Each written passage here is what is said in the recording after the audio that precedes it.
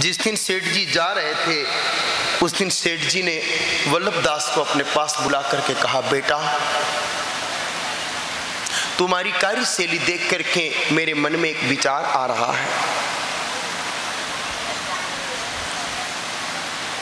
मेरा व्यवसाय बहुत बड़ा है, हीरो का अंतर्राष्ट्रीय स्तर का व्यापारी हूं।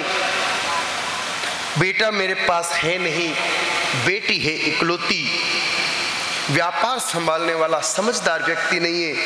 तेरे काम करने के तरीके से बेटा मैं चाहता हूं कि यहां पर तो किसी अन्य को रख ले और तू मेरे संग वहां व्यापार संभालने चल।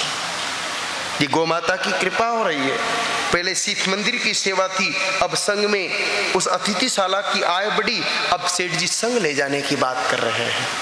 वल्लभ दास ने कहा, मैं मैया को छोड़ के नहीं आ सकता। सेठ जी ने कहा, मैया को भी ले चलेंगे, पर तू चल वल्लभ, तेरी जरूरत है हमें। अपनी जरूरत पैदा करो सज्जनों, कि दुनिया आपके पीछे पीछे घूमे। अपने काम करने के तरीके को ऐसा बनाओ कि आपके बिना अगले को लगे कि काम ही नहीं चलेगा। काम चोर बनने के बजाय अपनी आवश्यकता को जताने का प्रयास करो, जीवन जीने का अद्भुत मजा आएगा। याद रखो, कर्म को सिर्फ धन से मत जोड़ो, धन तो स्वतः मिल जाएगा।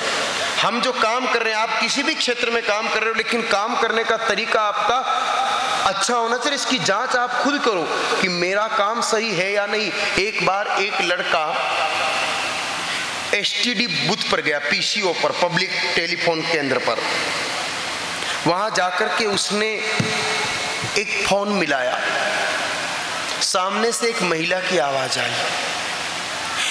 उसने पूछा, बहन जी अखबार में मैंने विज्ञापन देखा था, आपका नंबर देखा था 5-7 दिन पहले, आपको एक घरेलू नौकर की जरूरत है, मैं नौकरी करना चाहता हूं, आप मुझे नौकरी रखेंगी?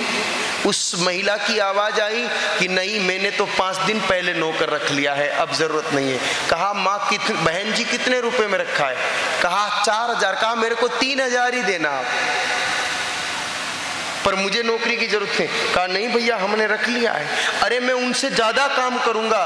कहा बोल दिया ना भैया, हमने आदमी रख दिया है, हमको जरूरत नहीं है अब। उस लड़के ने फोन रख दिया। उस लड़के की बात को वो फोन की दुकान का मालिक सुन रहा था, उसको भी आदमी की जरूरत थी। उसने कहा, बेटा तू परेशान है नौकरी के लिए, 3000 में नौकरी मांग रहा है, मैं तुझे 4000 दे दूंगा, तू तो मेरे यहाँ नौकरी कर। कहा सेठ जी मुझे नौकरी नहीं चाहिए। कहा अभी तो तू फोन कर रहा था। कहा मैं उसी घर में नौकरी कर रहा हूं जहां मैंने फोन लगाया, मैं सिर्फ ये देखना चाहता था कि मेरा काम करने का तरीका सही है कि नहीं। अगर वो दूसरा नौकर रखने को तैयार है, इसका मतलब मेरे में कुछ कमी चल रही है, इसलिए मैंने जांच करने के लिए किया। अगर कर्मयोगी बनना है तो ऐसे बनो, अपने काम की जांच खुद करो कि मैं जो काम कर रहा हूं वो ठीक तरीके से हो रहा है कि नहीं। सेठ की डांट खा करके सुधार करना तो सामान्य लोगों का काम है, स्वयं अपनी पहचान करना श्रेष्ठ लोगों का काम है। अपनी कीमत बढ़ाओ मेरे भाई बहन। ये बात घर पर भी लागू होती है। बहू को भी थोड़े दिनों में जांच करनी चाहिए कि मेरा काम सासू माता को पसंद आ रहा है कि नहीं आ रहा है। सासू को भी जांच करनी चाहिए कि मेरा प्रेम बहू रानी को पसंद आ रहा है कि नहीं आ रहा है। अपनी इंक्वायरी खुद करो, तभी जाकर के आनंद बढ़ेगा, प्रेम बढ़ेगा। तो मेरे भाई बहनों, सेठ जी वल्लभ दास जी को अपने साथ ले गए। प्रधान व्यवस्थापक यानी कि मुख्य मैनेजर के पद पर रख लिया। मामूली सी तनख्वाह में काम करने वाले को एक बहुत बड़े जौहरी के विशाल व्यापार का मैनेजर बना दिया। बहुत अच्छी तनख्वाह मिलने लगी। वल्लभ दास धैर्य के साथ, ये नहीं सोच रहा था कि इतनी तनख्वाह से तो उन सेठ जी की बराबरी तो होगी नहीं, ये विचार नहीं किया। कहा मैया पूर्ति करेगी, भरोसा है मां पर, विश्वास है मां पर। धीरे धीरे वल्लभ दास के काम करने के तरीके से सेठ जी का व्यापार जो पहले ही बहुत अच्छा चल रहा था, दिन दूना और रात चौगुना चलने लगा। गुरुदेव ने एक